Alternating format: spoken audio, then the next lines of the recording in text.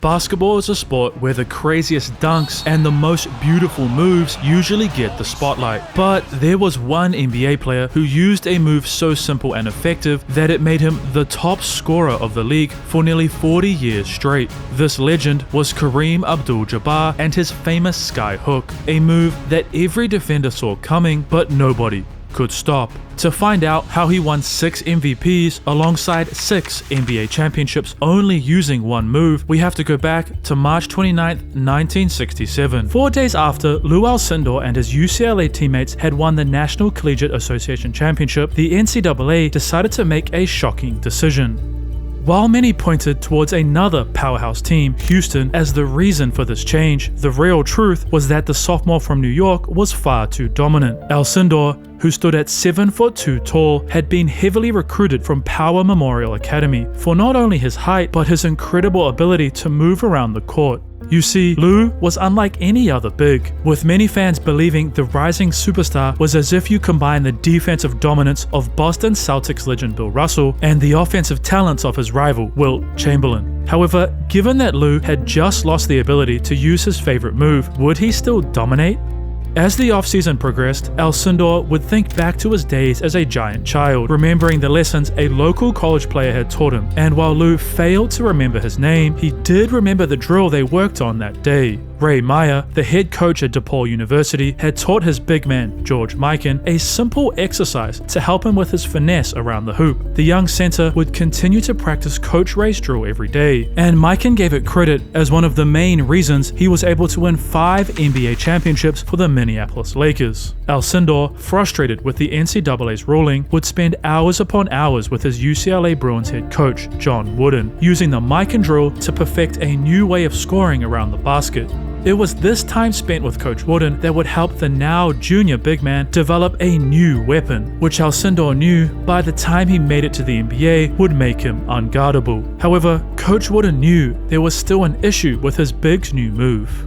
January 20th, 1968, the Bruins have won 47 games in a row and are set to face Elvin Big E Hayes and the Houston Cougars in what many were dubbing the game of the century. As Hayes entered the match, flashbacks of the Final Four defeat at the hands of his rival last season played in his mind, and he knew today, in front of 52,000 fans, was his chance to finally get revenge.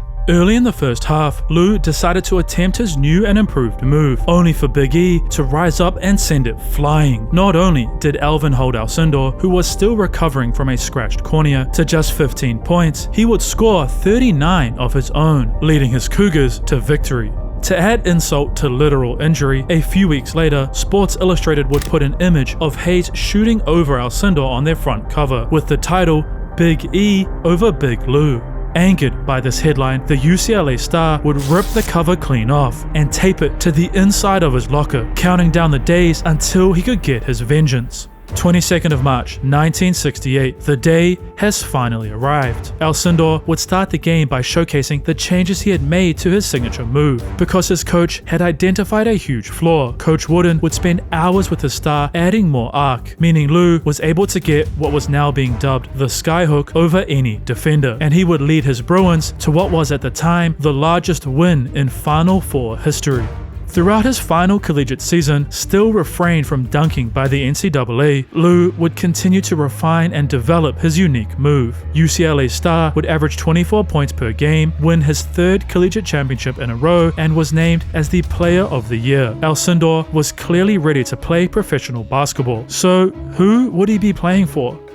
The Phoenix Suns and the Milwaukee Bucks had both entered the NBA in the 1968-1969 season and had struggled, finishing last in their respective divisions. While the modern NBA uses a lottery system, before 1985, the worst team in each conference would simply flip a coin to decide who would get the #1 pick. Phoenix, I call heads. The coin has come up tails. So, with his original signature move of dunking put back on the table, would the new Milwaukee Bucks big man continue to utilize his patented hook shot, or would he leave it in California? 18th of October 1969, the Milwaukee Bucks opened their second season as a franchise against the Detroit Pistons at home. Lew, understanding how dominant his new move was, decided that he no longer needed to try and dunk. Instead, he could rely on his skyhook to score with ease, and as the first half progressed, it seemed like Alcindor was literally unguardable. Lew, you've just played your first 24 minutes as a pro. What are your impressions of this first half? It's kind of hard to say. I'm really caught up in the midst of it. I want to make the best contribution to the team, and I made quite a few mistakes, and I'm worried about it, but it's something I have to overcome.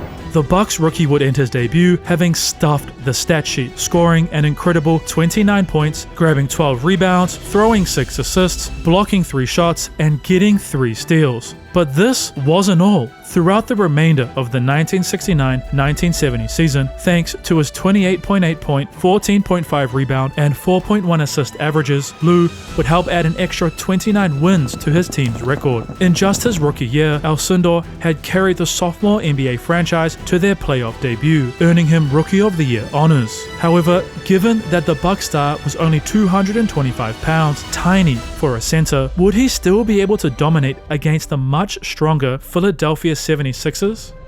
Game 5, University of Wisconsin Fieldhouse. Over the past week, Alcindor has averaged as many points as his jersey number, which he chose to honor his favorite athlete, New York Giants running back Mel Triplett. But something was different about Milwaukee's strategy throughout this must-win game, because their Rookie of the Year big man was being fed shot after shot. While he would only average 21 field goal attempts in their first 4 contests, throughout the win-or-go-home match, he shot 36 times, allowing the young star to drop 46 points. This sudden scoring explosion, paired with a 26 rebound outing, saw Philadelphia being sent back home empty-handed. Winning just seemed to follow the New York star wherever he went, and it seemed likely the Bucks would be going all the way. April 17th, 1970. Another loss today would place Milwaukee in an impossible hole. Therefore, understanding of the situation at hand, Lew would score skyhook after skyhook. Not only did Alcindor drop 33 points, he would also grab a new career-high 31 rebounds, saving the Bucks from certain death. However, just 3 days later, despite their superstar scoring 38 in Game 4 and 27 in Game 5, the New York Knicks would end Milwaukee's championship dreams. Whilst the Bucks, thanks to their number 1 pick, were a much improved team, it became clear to their management that no matter how dominant their star big man Skyhook was, they needed another superstar. Almost a year later, Milwaukee, led by their 1970-1971 NBA Most Valuable Player and scoring champion, found themselves in the Western Conference Finals. Alcindor has had this specific matchup circled on his calendar since he was a teenager in New York, because Wilt the Big Dipper Chamberlain, who led the Lakers, lived in the Big Apple throughout the offseason and sponsored as well as participated in streetball tournaments throughout the city. It was here where Alcindor would be inspired, seeing not only the strength of Chamberlain but the finesse of his newfound idol. Throughout the Western Conference Finals, the Bucks star big man would average 25 points, 17.2 rebounds, and 4.2 assists, dominating his idol, who, despite having a reported 40-plus inch vertical and allegedly being able to touch the top of the backboard, was never able to even get a finger on his prodigy's skyhook. As the series continued, it only took the Bucks 5 games to dispose of LA. However, Lew would have never beaten his idol if it wasn't for Milwaukee's offseason acquisition, because just a day after they were sent packing by New York, the Bucks had traded for Oscar Robertson, a star point guard who had failed to make it to the NBA Finals in his 10-year career. Thanks to the quick work of Milwaukee's management, they had found themselves in their first NBA Finals against the Baltimore Bullets. Over the course of the next 9 days, the combination of outside scoring and passing from Robertson and the interior domination on both sides of the floor from Lew saw the Bucks sweep the Bullets, winning every game by an average margin of 12.25 points, crowning Milwaukee as the champions of the NBA. Lew, congratulations. Oscar just paid you a great compliment. You had a great series. Congratulations. He was a big help. He was a big help. Listen, Oscar played a hell of a game today. How about yourself? You played a great game. Congratulations on the MVP. Thank you very much. How about the way Oscar put this ball club together? Don't you think that the addition of Robertson at the last year put a great ball club together? Well, in this last game, we weren't all together today. we were missing some of our offensive players. He just came right in, made the big play, got the rebound, put the ball in the hoop, made 3-point plays. He did everything. However, something would change about the Bucks superstar over the offseason. 1966, Lew, a freshman at UCLA, would spend his free time reading, listening to jazz music, and it was a particular book that really began to change the way he viewed the world. Malcolm X's autobiography would see Alcindor further explore the Muslim religion. Coupled with some classmates sharing a Quran with him, Alcindor ultimately decided to convert to Islam. Alongside Alcindor's religious change, he would also receive a new name. So it's Abdul-Jabbar and Abdul-Kareem, meaning servant of the noble, servant of the irresistible. But it wasn't until just after his incredible championship-winning season that Lew made his decisions public, and Kareem had set a new goal: be the first team since 1969 to win back-to-back NBA championships. Yet his idol's team had made a huge change. Bill Sharman, a 4-time NBA champion with the Boston Celtics, was named as the head coach of the Los Angeles Lakers before the 1971-1972 season.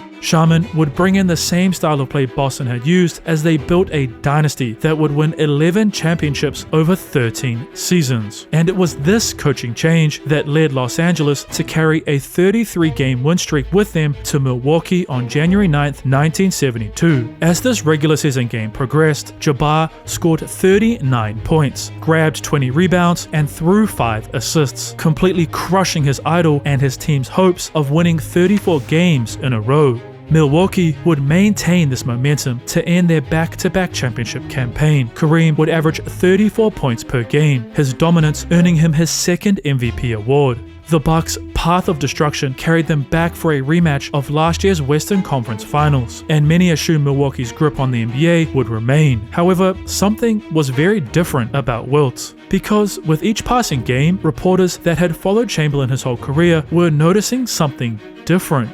The Big Dipper was contesting every single Bucks shot, grabbing almost every rebound, and doing something that no one had been able to since 1968: block the unblockable Kareem Abdul-Jabbar skyhook. And it was Jabbar's idol who would be moving on to the NBA Finals.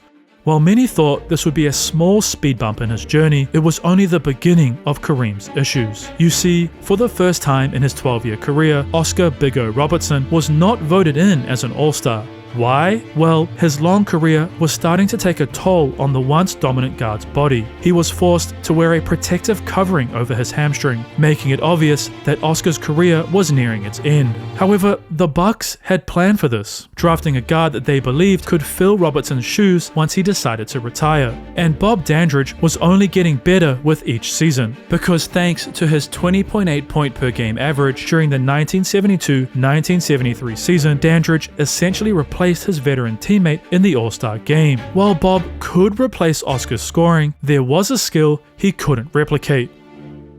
Without their point guard at full strength to correctly distribute the ball, Kareem struggled in their first-round matchup against the Golden State Warriors. Jabbar would shoot a shocking 42% from the field, and the player Milwaukee was betting on to step up faltered. Dandridge's scoring average plummeted to just 13.8 per game. So was this the end of the Bucks' dominance? 10th of May, 1974, Milwaukee is down 1 point with 7 seconds remaining, failing to score here, and their insane effort throughout the 1973-1974 season was for nothing. But how did the Bucks get back in the NBA Finals anyway? Firstly, Bob Dandridge had learned from his failures. His confidence had grown throughout the season, allowing him to maintain his 21.2 point per game average. Secondly, Big O, understanding how crucial his role was, would slim down significantly. His lighter frame meant he remained injury-free and on the court, which all led up to this crucial moment. Oscar Robertson throws to Kareem. 7 seconds. Tinkles. The sky. Kareem with a big pressure shot. Nothing but net again. I can't believe the way these players are performing out here, Pat. Just absolutely fantastic. Joe White will throw it in this time. Goes to Westfall, to White. His long jump shot is no good. Milwaukee wins it. Milwaukee wins it in double overtime. Game 7, Milwaukee Arena. Motivated to win his second NBA championship in 4 seasons, Kareem, despite facing double and triple teams, would pour in 26 points. His signature move meant that he could shoot over multiple defenders without having to use any strength or even risk losing the ball. However, once again, the rest of Milwaukee struggled. Dandridge only scored 14 points, and even more shocking was Robertson, who only made 2 of his 13 field goal attempts. Boston was once again NBA champions. Not only had Kareem lost the 1974 championship, he would also lose his all-star teammate a few days later. Jabbar's future in Wisconsin was looking bleak, and all this frustration reached its boiling point in a preseason game. Because, frustrated with what he believed to be unfair treatment from the officials, the Bucks star punched the basket, resulting in his right hand being broken. Therefore, Milwaukee, without their 2-time MVP, struggled throughout the 1974-1975 regular season, and for the first time since the superstar big man was a child, he had missed the postseason entirely.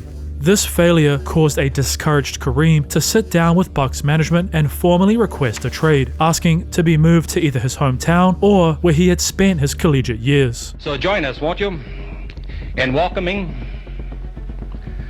the newest Laker, Kareem Abdul-Jabbar. Do you feel any particular great pressure as a man on the spot that's supposed to bring the championship all of a sudden? No, not really.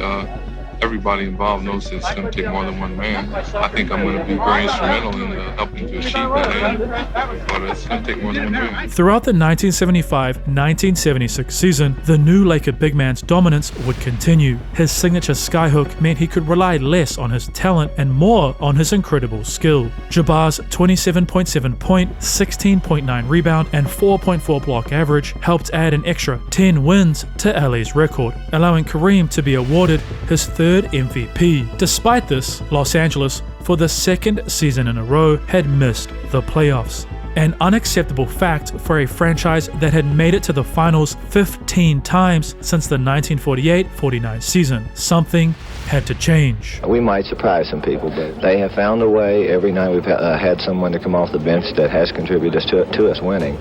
And I think that's the encouraging thing. May 4th, 1977. Throughout this win-or-go-home game, Jabbar would pour in hookshot after hookshot, ending the game with an incredible 36 points. Yet, it wasn't just skyhooks that Kareem provided. He would block an insane 9 shots in Game 2 and pull down 26 rebounds in their final game, meaning for the first time in 3 seasons, the Lakers had won a playoff series. However, awaiting them was another young, talented big man. William Theodore Walton III, or better known by his nickname Bill, was another John Wooden disciple who had also been selected #1 overall by the struggling Portland Trailblazers in 1974. Over the past few seasons, Walton has turned Portland into a championship contending franchise, but standing between him and the trophy was the Los Angeles Lakers and Kareem Abdul-Jabbar. Both big men would battle throughout the series, with neither one of them willing to give the other an inch. Jabbar would average 30.3 points, pull down 16 rebounds, and send back 3.8 shots per game. Walton would retaliate with 19.6 points, 14.8 boards, and 2.3 blocks of his own. However, despite the Lakers star winning the individual battle, it was the Blazers who won the war. Kareem was devastated. He had reached the highest peak of basketball in just his second year in the NBA, and Jabbar knew all he needed was a superstar teammate, an individual who could relieve him of some of the scoring pressure, provide spacing, and force defenses to reconsider their double teams. Yet, throughout the 1977-1978 offseason, the Lakers failed to make any moves to bolster their roster, and on opening night, all of their superstars' frustration reached its peak.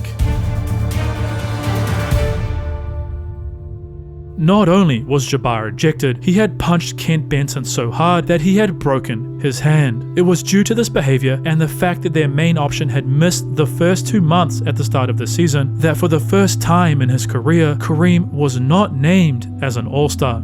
So, what was Los Angeles' plan to get back to championship contention anyway? Because on April 25th, 1979, for the second season in a row, the Lakers were eliminated by the Seattle Supersonics in just the second round of the playoffs. Despite this tragic loss, everything was about to change in Los Angeles.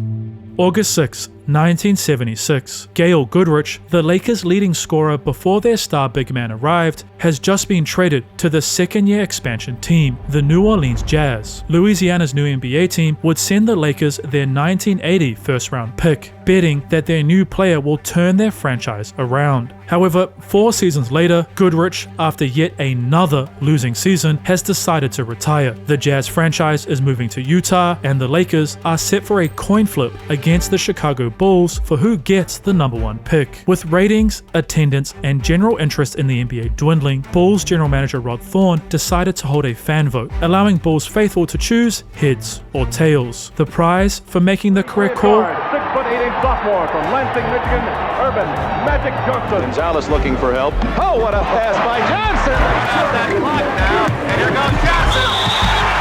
It's Johnson back to Kelser.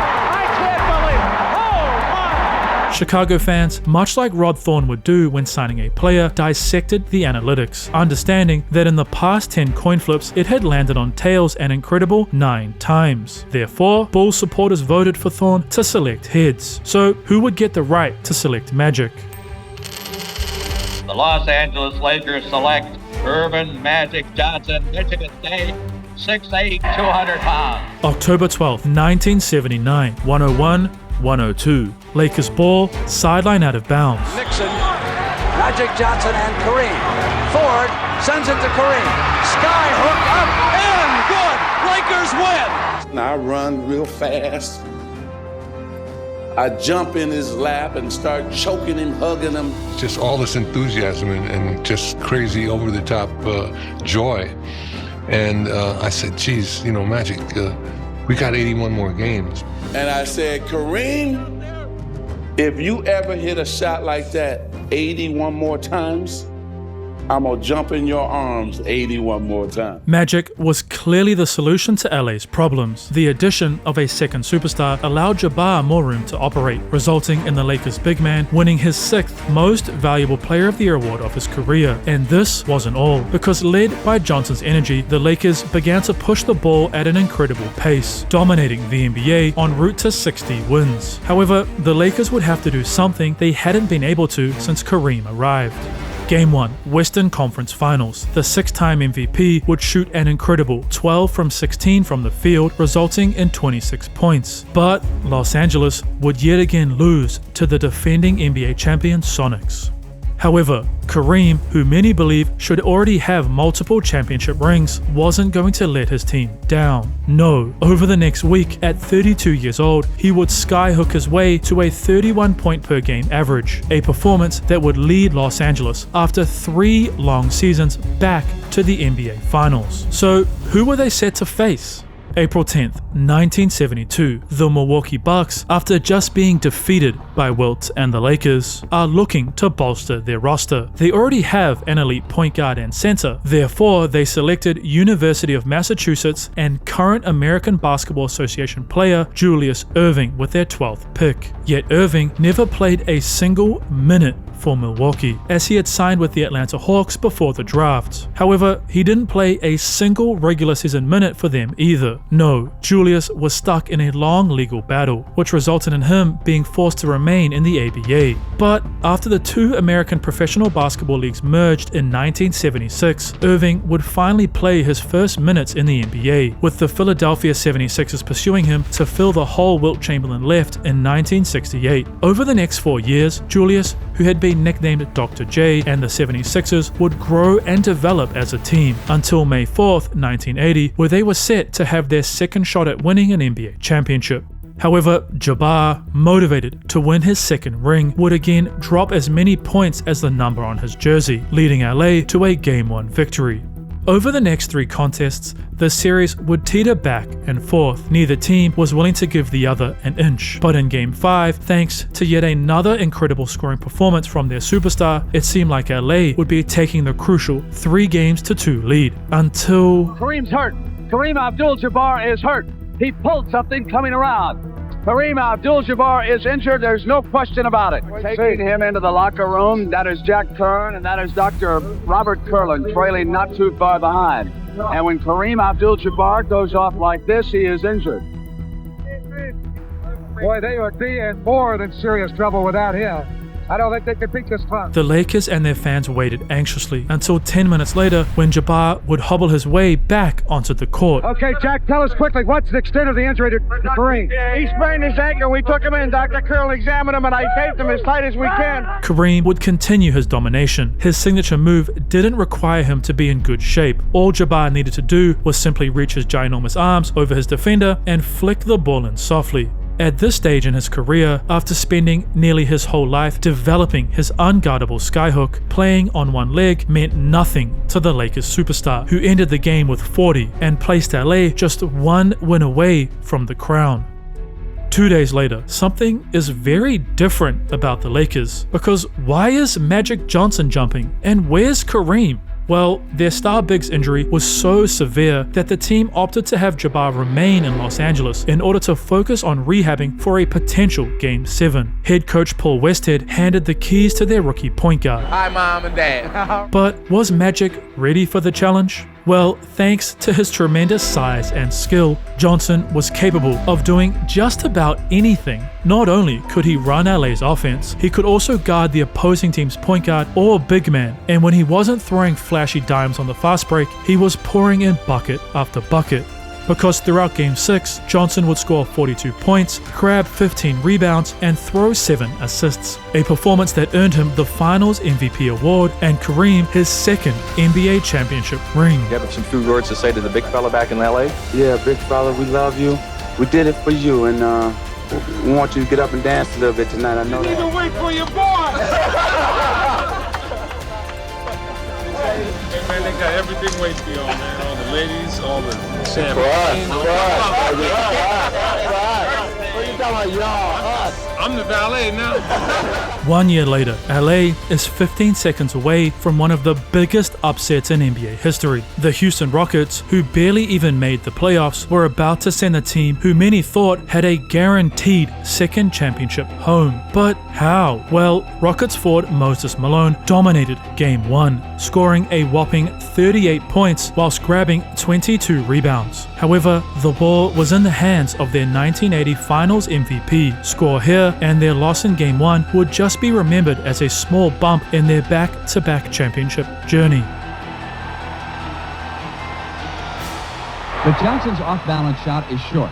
Moses Malone rebounds, and the Rockets can feel an upset. So, was their dynasty really over? Well, later that year in November, the same player who had cost them the Houston series had requested a trade from the team who selected him number 1. But why? Well, Magic was frustrated with Coach Westhead. Johnson wanted to further increase the pace at which LA played, compared to Westhead, who was focused on playing slower and having the offense run through Jabbar. Therefore, new Lakers owner Jerry Buss had a decision to make.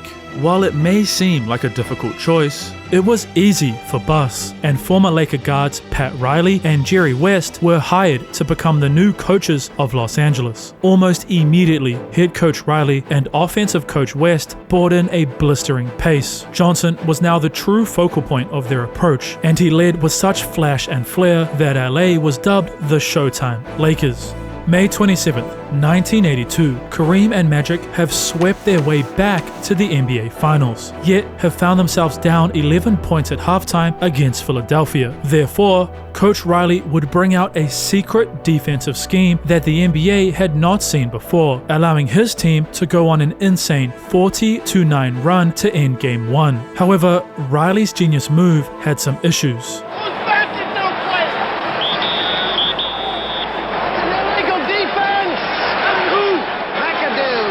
Los Angeles, banned from using their secret weapon, would lose Game 2, and this was only the start of their issues.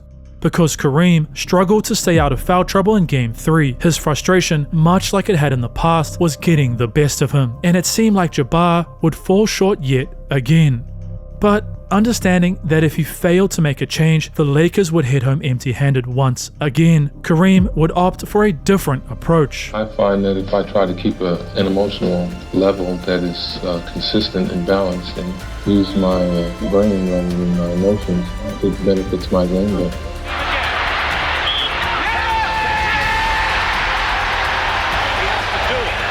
the second all-time scorer, badly wants to win a title tonight.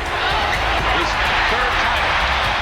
Kareem Abdul-Jabbar had finally won his third NBA title. His and one was a crucial turning point late in the fourth quarter, yet there was still something he had failed to achieve. May 31st, 1983, Los Angeles is back in the NBA Finals, and their roster has only gotten better because in another genius move, LA had traded Don Ford to the Cleveland Cavaliers in 1980 in exchange for their 1982 first-round pick. And much like the Jazz, Cleveland ended up with the NBA's worst record. So, for the first and only time in the history of the league, the defending champions would select number 1 in the following season's draft, choosing University of North Carolina standout James Worthy. However, Philadelphia had added the same player who eliminated the Lakers in 1982, coupled with their number 1 choice going down with a serious injury in April. Kareem's 23.5-point average was meaningless.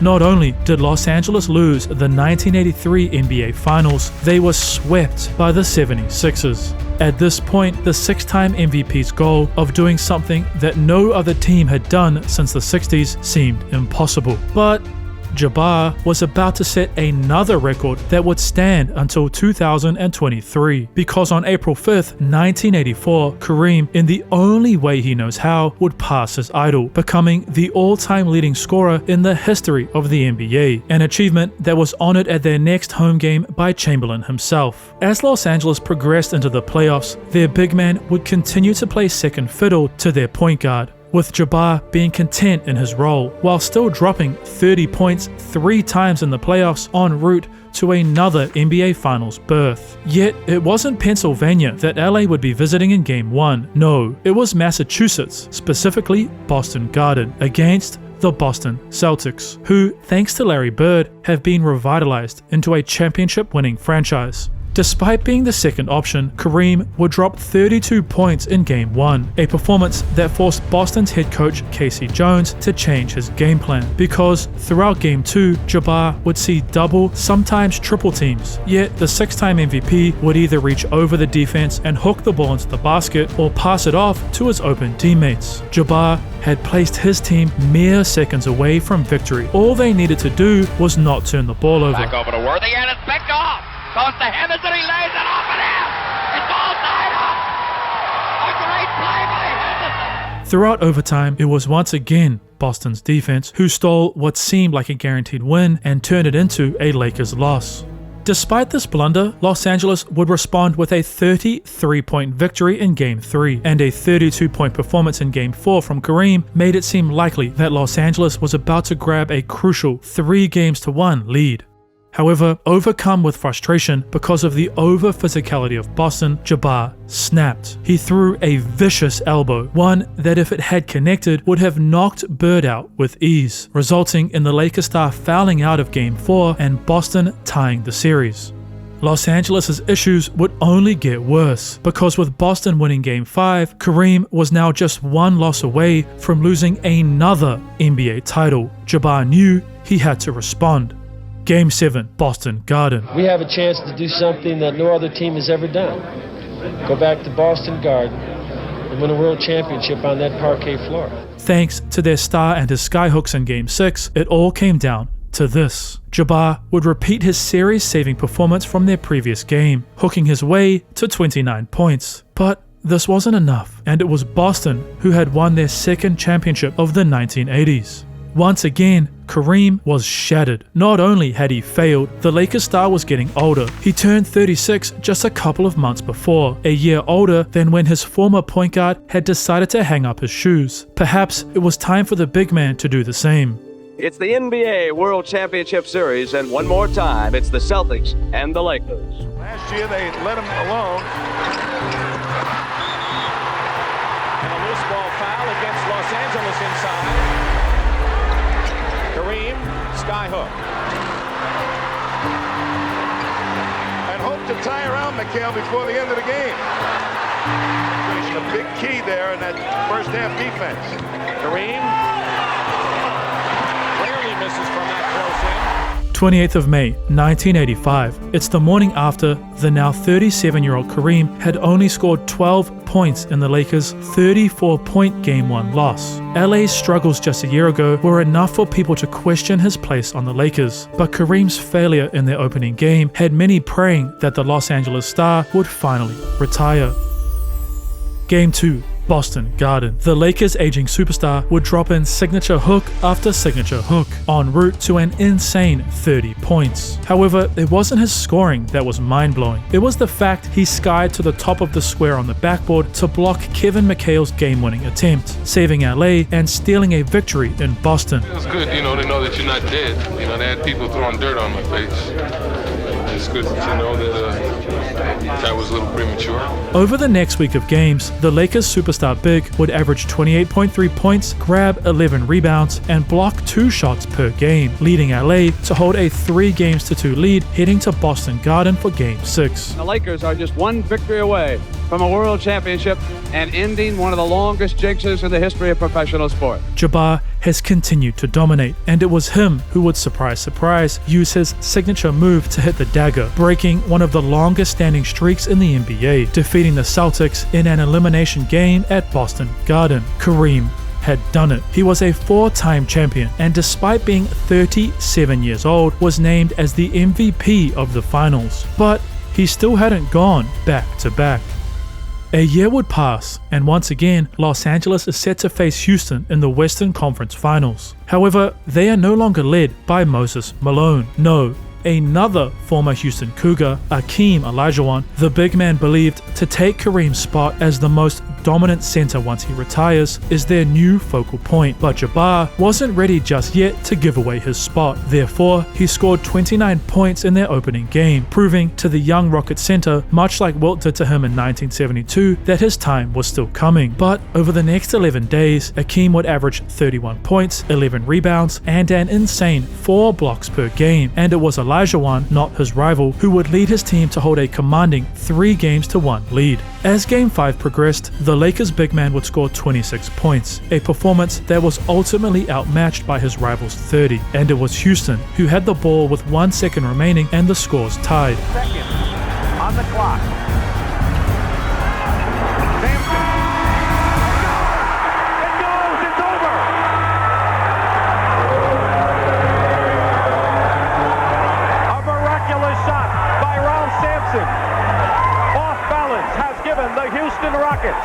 The Western Conference Championship and a trip to Boston for the NBA World title. So, was this the end of Jabbar's career? Well, on April 16th, 1987, the Lakers big man would celebrate his 40th birthday. Still a Laker, the organization brought out a massive cake in celebration of their superstar. But would he actually be able to contribute on a championship run? June 9th, 1987, Pat Riley has called a timeout to drop a game-winning sideline out of bounds play, and it's safe to say Magic had learnt a little something from his superstar teammate. Scores with 2,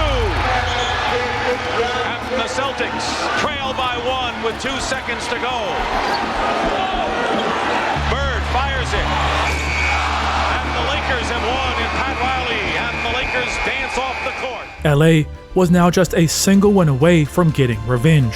While it was his point guard hitting crucial hook shots in Game 5, it went back to normal in Game 6 because Jabbar would pour in 32 points. The work he had put in all those years ago with Coach John Wooden was paying off. Not only was his skyhook literally unstoppable, the Lakers star always thanked Coach Wooden for all the running drills he put them through. Kareem believed that was the reason he had stayed so healthy and why he had won his 5th NBA championship at 40 years old. Now, all he had to do was achieve his final goal before he could retire, go back to back. June 7th, 1988. After playing in 2 Game 7s against the team who gave them magic and the Dallas Mavericks, Los Angeles is yet again in the NBA Finals. However, they were set to face a new opponent, one that had been slowly rising up in the Eastern Conference. As Game 1 progressed, LA was shocked by the Pistons' defensive ability. Kareem, at 41 years old, would only score 8 points, and it was Michigan's NBA team that had won the opening game. And this wasn't the only shock, because A week later, Jabbar would hook his way to 26 points. But once again, it was Detroit who would find themselves in the win column, taking a 3-2 series lead, just one win away from their first NBA crown. Over the course of the next few days, the Lakers star big man would only score 18 points on 5 of 21 shooting. Kareem's age was clearly showing. However, it was their two #1 picks who picked up the slack for their aging big man, with James Worthy dropping an incredible 36 points in the must-win Game 7, aiding his star center to finally achieve his final NBA goal, going back-to-back.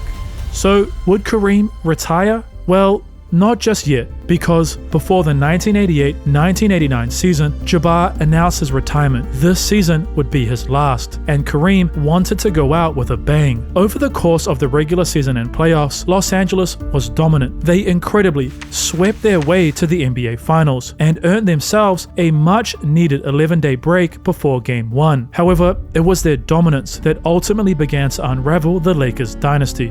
Because Pat Riley, as he had done before, would hold a mini training camp during their break. His goal was to help his players remain sharp and focused on the task at hand. But star guard Byron Scott would suffer a leg injury during the camp, ruling him out of the finals. And in Game 2, Magic Johnson would strain his hamstring. Los Angeles was forced to rely on a 42-year-old Kareem offensively. And in Game 3, he would miraculously score 24 points. His skyhook worked no matter how old, tired, sore, or injured he was. All Jabbar needed to do was reach his arm above his defender and softly kiss the ball into the basket. However, due to the fact that they were missing two crucial championship pieces and facing the best defense in the league, it was Los Angeles who would lose the 1989 NBA Finals. Kareem Abdul-Jabbar was truly one of the greatest players to ever step foot onto a court. His signature hook shot was literally unguardable, but more impressive was his longevity. Consider the fact that he played 4 collegiate seasons and then had a 20-year NBA career, retiring at 42 years old, having won 6 MVPs, 6 NBA titles, and being second all-time in scoring. While many only consider Michael Jordan or LeBron James to be the greatest of all time, perhaps Kareem deserves a legitimate place in that debate. Also, did you know that there was an NBA legend who was so insanely talented that the NBA had to literally change the rules in an attempt to make it fair for the other players? That player was none other than Kareem's idol, Wilt Chamberlain. And to learn more about his insane life story, click the video on your screen now.